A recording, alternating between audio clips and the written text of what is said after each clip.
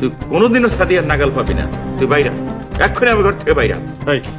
এটা কি হয়ে গেল? সাহেব নামের গোলাম নাটকের ৮ নম্বর পর্বে চেয়ারম্যান সাহেব চাল চুরি করেছে, তাই পুলিশ চেয়ারম্যানকে ধরতে এসেছে। তখন সাদিয়া মজিদ ভাইয়ের সাথে কথা বলে ভাইজান আমার আব্বাকে বাঁচান। তখন মজিদ সাদিয়ার সুযোগ নেয়, বলে আমাকে বিয়ে করতে হবে, তাহলে আমি তোমার আব্বাকে বাঁচাবো।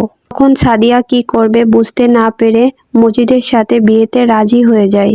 এই কথা চেয়ারম্যান সাহেব জানতে পরে বলে, তুই এইটা কি করলি মা সাদিয়া? ওর মতন একটা গাঁজাখোর মদখোর ছেলের সাথে তোর বিয়ে? আমি এইটা মানতে পারবো না। এর থেকে তো সাহেব অনেক ভালো ছিল। আসসালামু আলাইকুম বন্ধুরা, কেমন আছেন সবাই? আশা করি ভালো আছেন। আজকের এই ভিডিওতে সাহেব নামের গোলাম নাটকের ৮ নম্বর পর্বটের আপডেট নিয়ে হাজির হলাম। সাহেব নামের গোলাম নাটকের ৮ নম্বর পর্বটা আপলোড হয়ে গেছে।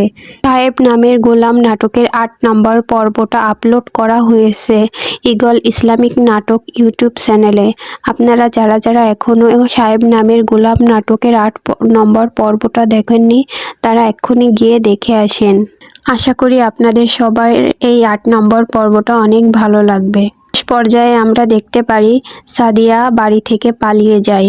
সাদিয়া বেনারসি পরে বসে আছে আর সাহেবের সাথে কথা বলতেছে। আগামী পর্বে আমরা জানতে পারবো সাদিয়ার কার সাথে বিয়ে হয়েছে। বন্ধুরা, আপনি যদি আমার চ্যানেলের নতুন দর্শক হয়ে থাকেন তো আমার চ্যানেলটা সাবস্ক্রাইব করতে ভুলবেন না, আর পাশে থাকা বেল আইকনটা বাজিয়ে দিবেন। কে কোথা থেকে ভিডিওটা দেখছেন এইটা কমেন্টের মাধ্যমে জানাতে একদম ভুলবেন না। সবাই ভালো থাকবেন, সুস্থ থাকবেন। আল্লাহ হাফেজ।